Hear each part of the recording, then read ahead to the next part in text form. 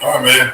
All right, man. How you guys doing today? Praise the Lord for technology. What would we do without technology? Probably have a lot more peace. Peace in the world without all this technology. Peace in the world. Hey, it's Final Four month. And as I said yesterday, it's the first time really I've ever been able to sort of lock in, Lord willing, at least a little bit on the March Madness part of the Final Four. And don't you love the marketing strategy of sports events? March Madness, Final Four. It's all creative, very creative by people to get people to pay attention and pay attention to what's going on. So we're going to use their language just so everybody understand what we're talking about. Well, March Madness are the weeks that lead up to the Final Four. The Final Four is the NCAA Men's Basketball Championship, if you did not know that. And this year it's in New Orleans, Louisiana. That's what the first pictures are for over there. Well, that is the picture of the Dome, Mercedes Dome in Atlanta. Nevertheless, Final Four, New Orleans, that's the plan. And praise the Lord, there's about 11 of us going so far. That's really more than ever, I think, especially this date, so we're excited about it. But April 1 to 4 is the Final Four in New Orleans, leading up to the Final Four. So what that means is that you have 4 teams that come into the championship city this year. It's New Orleans, and they play 2 games on Saturday, semifinals.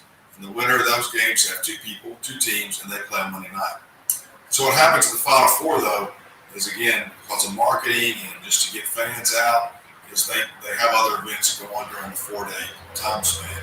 One of them, Fan Fest. If you've never heard me talk about this before, Fan Fest is where the sport hosts at the nearby convention center basically exhibits for their sports. And so they do all kinds of, I guess they play games in there, play the game, have people sign autographs and all kinds of stuff. I've never been to one. So that's at the Royal Convention Center the weekend. That attracts local people. We also have a thing called, which is unique to the Final Four, March Music Madness. That's it, March Music Madness, I think is what it's called. Anyways, 3 days of concerts, Friday and Saturday, Sunday. In this case, it'll be in downtown New Orleans, I think. There's a park by the quarter, by the French Quarter, I think that's where it's at. So you're using that to draw people out. Then you got the game Saturday and Monday, and that's where people with tickets go. You also have in New Orleans the French Quarter. If you've ever been to New Orleans, it's definitely a distinct city, a French city, and the French Quarter is part of the French heritage of Louisiana and New Orleans, I guess because it's a port city. I don't really know. I'm not a historian about it. It's definitely a distinct place. And if you've heard of Mardi Gras, Mardi Gras is the celebration before you get to Lent, which is 40 days before Easter, which is a huge deal in New Orleans. And so friends like Joe Toy, Mark Yoho, Harold Davis, Dennis Moore go down there. Ken Hodge was there this year.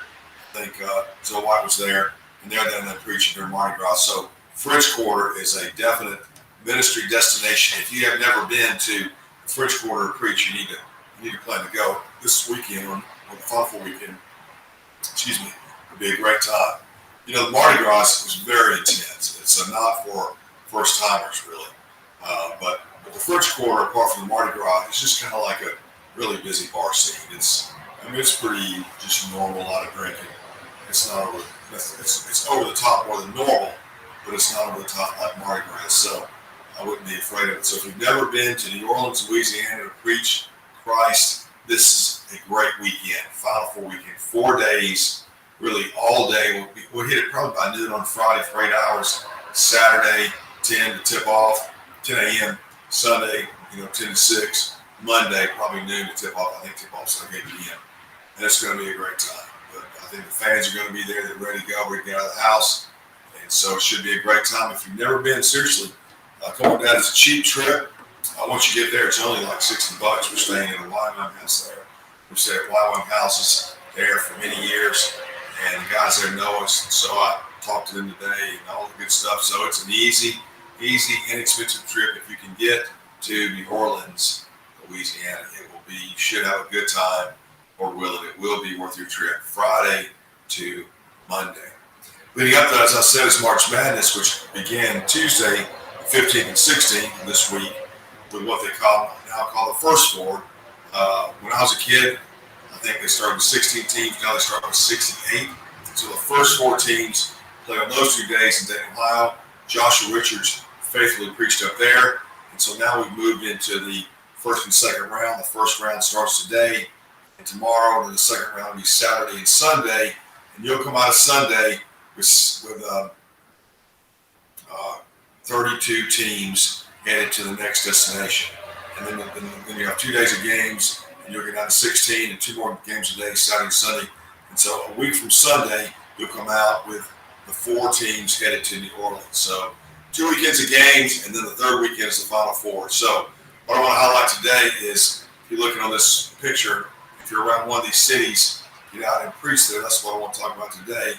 And I'm going to put this, I think the link is on this as well, where the thing is to down there. Click the link, it's going to pop up. And you'll also, you can come to the page where this big image is there. At the top of the page, you'll have who's preaching so far. So Joe Henson and Will Dietrich were out today at Fort Worth at Dickies Arena. And we've got Evan Jones going Sunday to Fiserv in Milwaukee. And what am I missing? Ken White Friday. Ken White is Friday going to the game in Greenville, South Carolina. So today is Joe and Will. And tomorrow, Ken White in Greenville, South Carolina, early game. Tomorrow, Saturday, Joe Henson's probably going back to Dickies Arena, Fort Worth, and Sunday, Evan Jones at the Fiserv Auditorium in Milwaukee.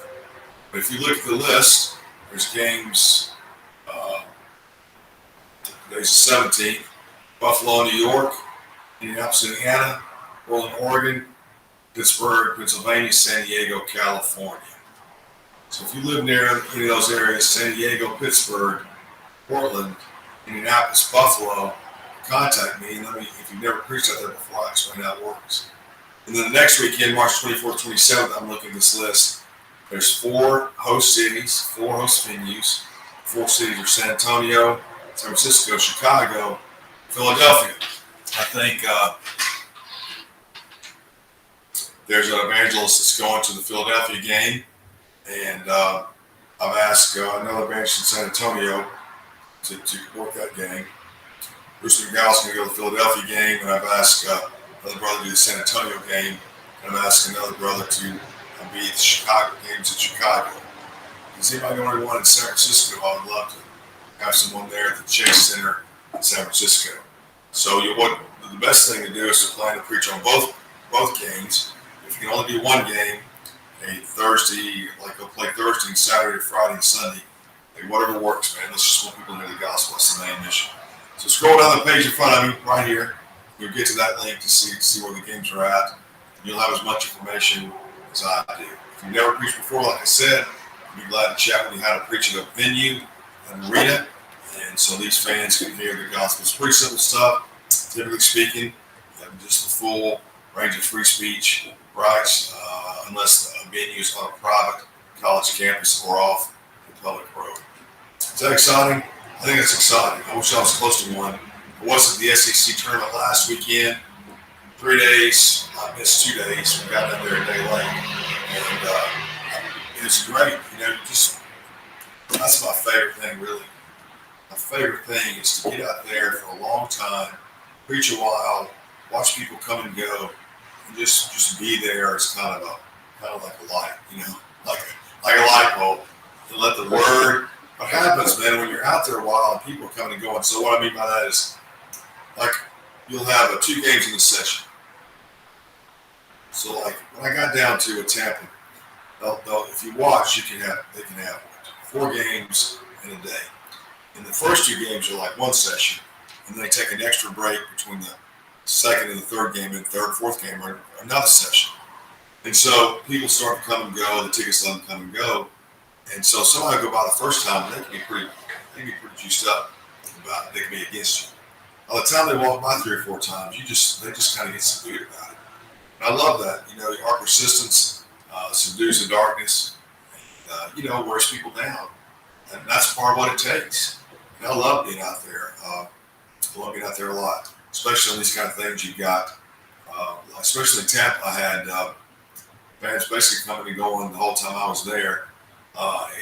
it was a little dead to start on Saturday and Sunday, but then once people start coming, it picks up pretty quick. And then you've got a lot of new people that are at these games, whether ticket scalpers or the police, or just people coming down to golf.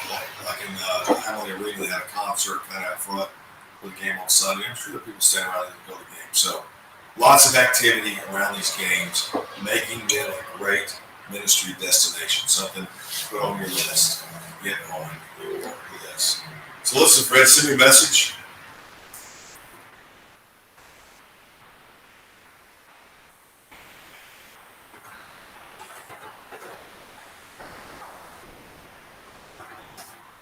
Yeah, a message if you can do it. Let's get the gospel out. That is the mission. Getting the gospel out is the mission, friends. Call or text me. I'd love to chat with you. Whatever I can do to help you get out and preach, you never preached before. Listen, man. As I said the other day, I think it's a good. Word for the day. How do you like it? How do you like this symbol right there, just fitting in the screen? I finally got that to work out somehow. Anyway, sidetrack. Don't miss these opportunities. The Bible says life is but a vapor, and if you say, "Well, I gotta do something today, and I'll catch you next time," chances are you probably won't catch it next time. Chances are, once you go down the hill of inactivity, you're not going to get it. You're rarely going to get it. It's going to take somebody calling and saying, hey, Heath, come on, man, it's time to go. Let's get out.